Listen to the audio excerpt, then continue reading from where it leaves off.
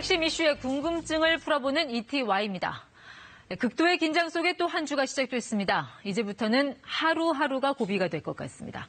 오늘 ETY는 코로나 집단 감염이 확산된 서울 수도권 상황을 집중적으로 살펴볼까 합니다.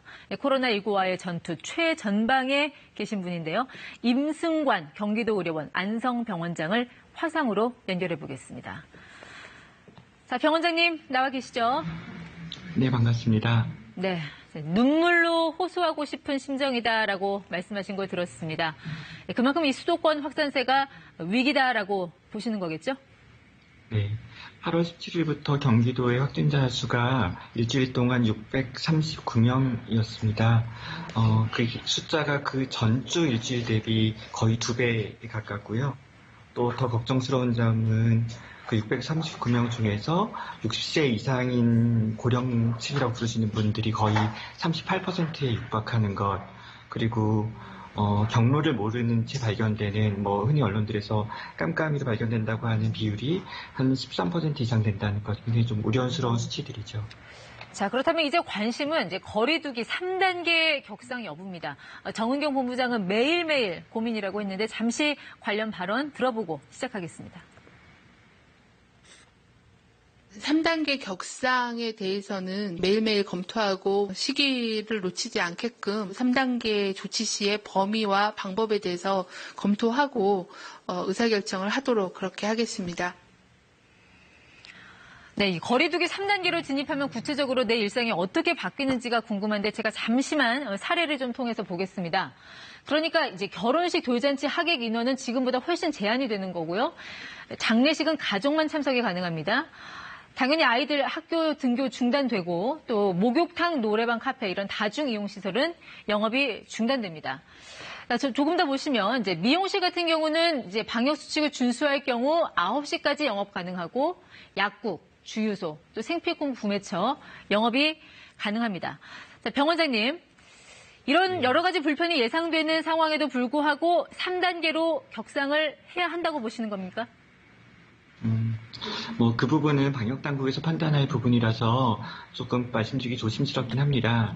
하지만 지금의 확산세들을 꺾어내야 되는 부분들이 네. 3단계라는 용어를 사용하건 그렇지 않건 우리의 노력이 꼭 필요한 것만큼은 분명한 사실이고요.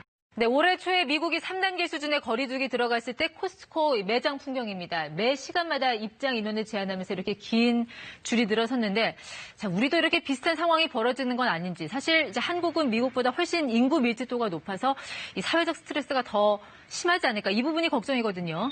병원장님 어떻게 보십니까? 네.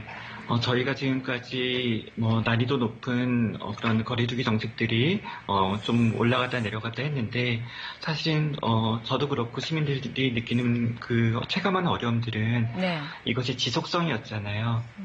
반년 넘게 계속 언제쯤 좋아질까를 기대했는데 네. 또다시 이렇게 확산 소식을 들으니까 저희들이 마음이 힘든 것이지만 그럼에도 불구하고 사회적 거리두기라는 이 방법론이 갖고 있는 아주 우수한 효과들에 기댈 수밖에 없는 상황입니다. 네, 파업에 들어간 전공의들 일부가 복귀를 했습니다만 현장 의료진들 많이 지쳐 있을 것 같습니다. 자, 의료 인력 확보에 문제는 없습니까? 네, 지금 의료 인력들이 대체로 경증 환자들은 공공병원들에서 고생을 하면서 진료를 하고 있었고, 근데 중환자들을 이제 민간 의료기관들에서 그런 중환자 전문 교수님들이 전공의들과 같이 이제 일을 해왔죠. 그래서 지금 현재 수도권에서 전공의 파업으로 인한 영향들은 일반 병상에서는 그렇게까지 핵심적인 요인들은 아니나 네. 중환자 병상에서의 어떤 전원 부분들이 주로 이렇게 좀 더 당요인이 되는 것만큼은 분명합니다. 따라서 이 어려운 문제가 좀 빨리 슬기롭게 해결되기를 간절히 소망하는 마음입니다. 네, 그런 바이러스의 전파력도 문제지만 일단 병상 확보가 가장 걱정입니다. 특히 이제 대구 신천지 때와 달리 60, 70대 확진자가 지금 월등히 많다면 필연적으로 중환자가 더 늘어날 수밖에 없잖아요. 대비책은 충분합니까?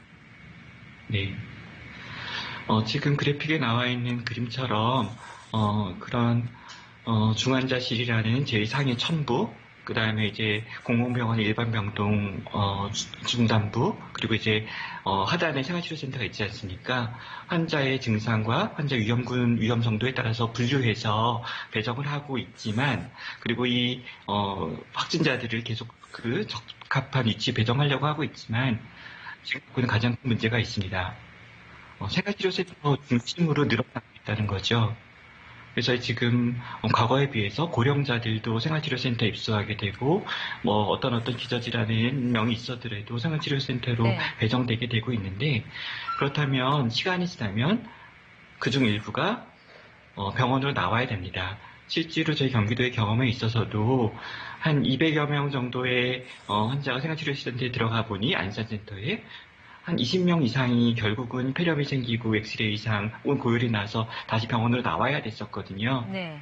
따라서 생활치료센터만 늘리면서 이 문제가 대응되지 않습니다. 정식 병원의 병상이 과치 확보돼야 되는데 그것이 그만큼 더 어려운 일이거든요. 그래서 지금 걱정이 많습니다. 네, 일단 신규 확진자가 300명대에서 200명대로 줄기는 했습니다만 어떻게 보십니까? 이번 주에 이런 확산세가 좀 줄어들 걸로 보시는지 아니면 다시 늘어날 수도 있다고 보시는지 어떻게 예상을 하시나요? 줄어들 거라고 생각하지 않습니다. 그럴 만한 어떤 역학 정보적 근거도 없죠. 예를 들어서 경로 모름 환자가 줄어들고 있었다는 사인이 지난주에 전혀 없었죠. 그리고 대구 경북 유행 2월 말에 그래프를 보시면 다음 날이 꼭 전날보다 항상 많지 않습니다. 역학 정보라는 건 그런 방식이 아니거든요. 하루하루의 자료를 보면 실수하기가 쉽고요. 적어도 5일, 7일씩 연속 그래프를 봐야 되고 네. 그래서 과학자들은 이런 막대 그래프를 그릴 뿐만 아니라 추세선이라는 것을 그립니다. 그 추세선이 꺾여야 되는데 지금은 그런 징후가 아직까지는 불행히도 안타깝게도 드러나지는 않습니다. 더 늘어날 것 같습니다. 네, 병원장님 말씀 들어보니 여러 가지로 힘든 한 주가 될 것 같습니다. 현장에서도 이 위기를 잘 극복하시기 바라겠습니다. 지금까지 이티와이였습니다.